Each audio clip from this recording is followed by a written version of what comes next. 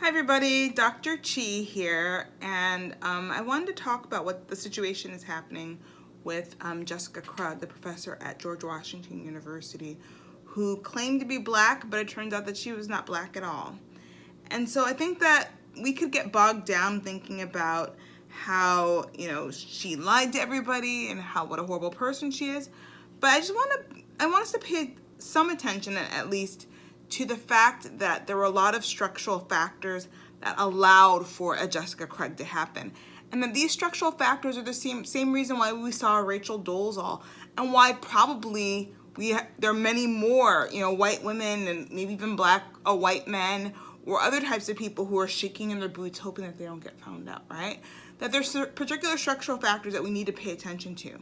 So I think that first of all, we need to recognize that the issue of Jessica Krug, Rachel Dolezal, these are structural issues of white supremacy and of its ugly cousin, colorism, right? So first of all, Jessica Krug, it's important to recognize, was supported by many institutions, right? That she was given a platform, she was given a mic, she was given funding, she was given fellowships by the Social Science Research Council.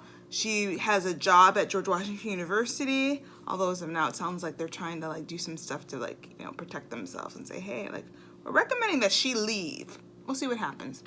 But she's a position in the history department, and history is a discipline that has traditionally been very, very white, and Africana studies, African American studies emerged out of the need to diversify the professoriate and to diversify perspectives on history, because history and many other departments throughout the university were very much against the research, the scholarship, the experiences, including Black experiences into their narratives, into their curriculum. And so I think it's important to recognize that Africana studies emerged as a discipline to give voice to African American scholars, experiences, histories, dynamics, structural conditions, individual experiences. And so then we have this white girl who's like, yeah, I'm Afro-Boricua, yeah, my grandmother or my grandfather is black or what have you.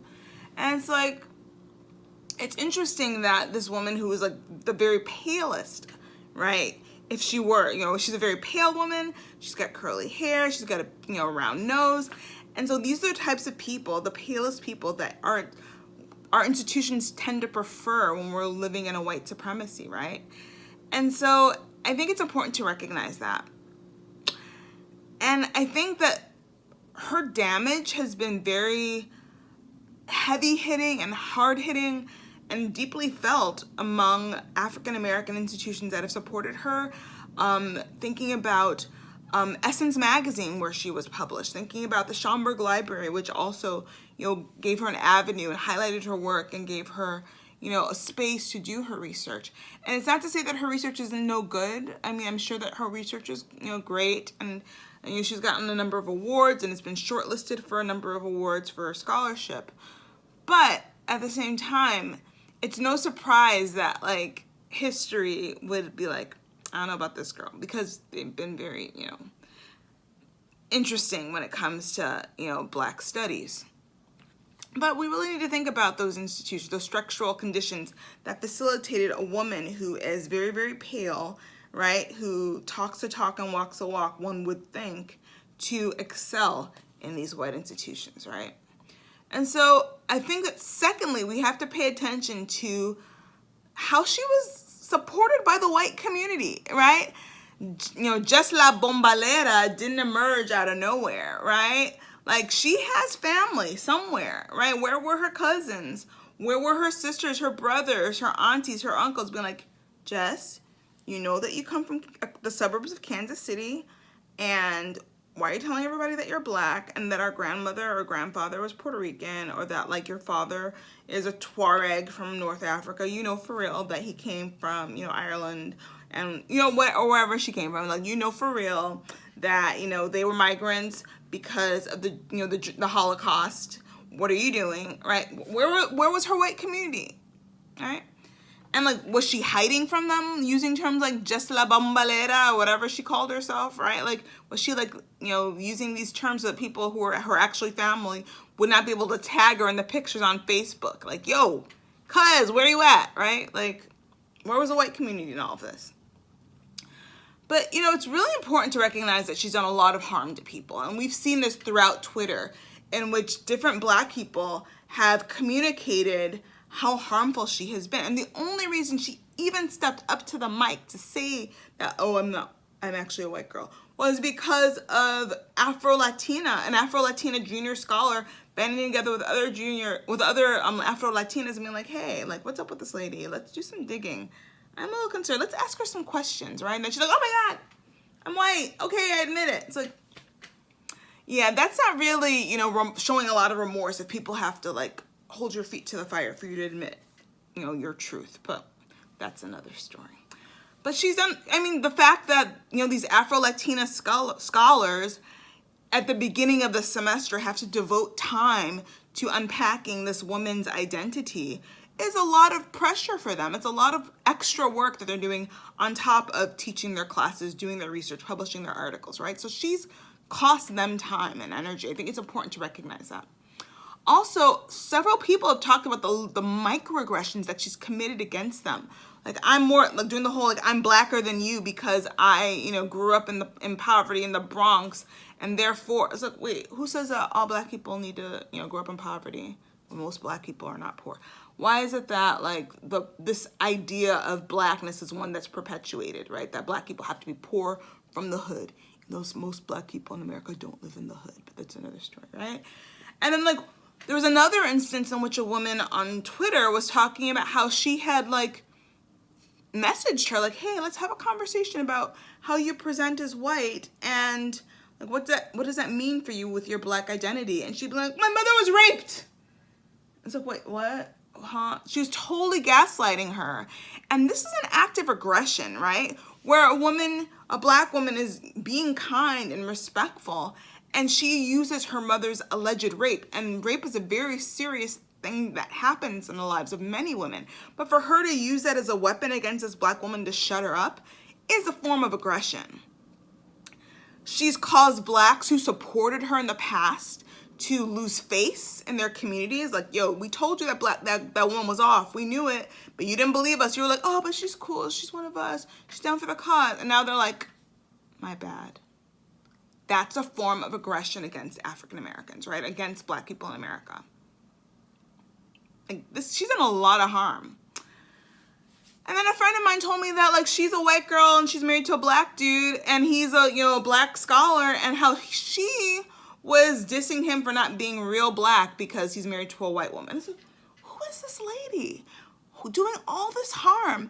But yet on the surface is like, yes, I'm pro-Black. I'll show up to, the demonstrations. I'll show up to the city council meetings, in favor of my community that I'm representing that I really didn't grow up in, right? Like, even though on the surface level she was doing all this great work for Afro-Latinos, for Latinos, for African Americans, for America, period, in her everyday interactions with actual Black people, with actual Afro-Latinos, with actual human beings, she was silencing us.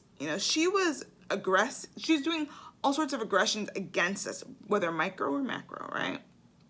And so the questions really are like, okay, so there's this lady who did all this crap. How do we prevent this from happening again, right? Like, first of all, how do we undo the damage that she's caused, right? How do we move forward? And so, like, she's been, like, lying to her students, challenging peers on their Blackness, talking about her, like, imaginary Black background. But, like, at the end of her rant on Medium, well, I guess it's not a rant, at the end of her, essay on Medium, she says, or in her essay, she's like, I don't know how to fix this. I don't know what to build from here. I don't know what to do. So here are some ideas about how to build from here. First of all, structural issues like white supremacy need a structural response. It can't be just an individual level thing, because, like, this is gonna happen again and again and again unless there's some structural changes or structural things that happen to, at least mediate the harm she's done and to prevent this from happening again. So one thing is that white institutions that have supported her should support the work of actual Black and Afro-Latinx scholars that have been harmed by Krug. right? So, for example, if she's, advising students, she's supposed to like write letters of recommendation for them, right? If she's advising students, like her name is going to be attached to their work for decades, right? And so institutions that have supported her should be offering things like postdoctoral fellowships to her students as an act of, helping them to avoid the disadvantage that they, on purpose, not on purpose, that they have ended up helping her to perpetuate, right? Like, let's like do some of that damage by supporting her students who need postdoctoral fellowships so that they can find new mentors, right? Who can also write letters for, of support for her or for her students as they go into the job market, as they try to apply for jobs in institutions, right? So this is something that I think is important as far as institutions recognizing their role in supporting her and trying to offset the damage that they've caused, right? I think another way is for like even Black institutions just to be more cognizant of the hue of their fellowship grant awardees, right? If every single person who shows up on your website is somebody who's the color of a paper bag or lighter, well, that's a problem. You got to think about that, right? But thinking about white institutions and white communities that have supported her, because those are the ones that have had the most resources, right? I think that another way to tackle these issues is to start fundraising campaigns for people who she's harmed.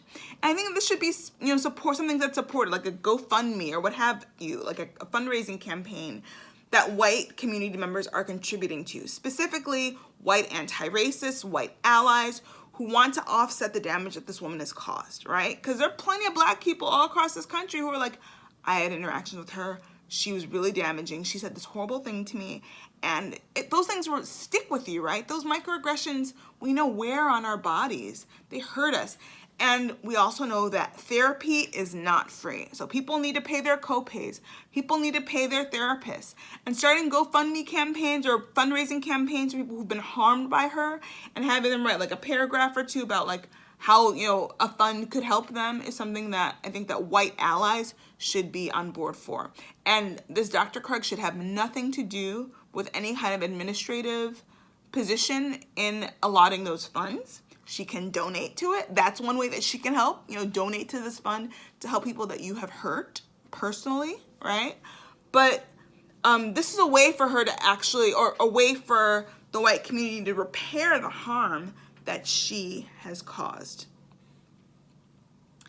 And so thinking about how can we prevent this from happening again, right? Like in 5 years, are we gonna have like another, what do they call her? What's that term they liked? Becky Shabazz or, Talcum X or, whichever, name you want to refer to people, this class of people who like, white people who like to imitate Black people, right? So how do we prevent this from happening again? So first of all, white people, y'all need to speak up. It's time. If you see your cousin trying to pretend like, oh yeah, I'm Puerto Rican and I like to date Puerto Rican dudes and I'm wearing this Puerto Rican flag, you're like, girlfriend, we're Irish. Your last name is, insert Irish name, right? Like, what are you doing? Our people are Polish, we, speak, our grandmothers, migrated here from, landed in Ellis Island. What are you doing, cuz? What are you doing, right? We need white people to speak up and come and get their cousins, get them. Because these people end up like draining resources from communities, right? In ways that are very disingenuous. Another way to prevent this from happening again is to listen to Black women, right? So Afro-Latinas were speaking up like, yo, this woman, there's something off with her.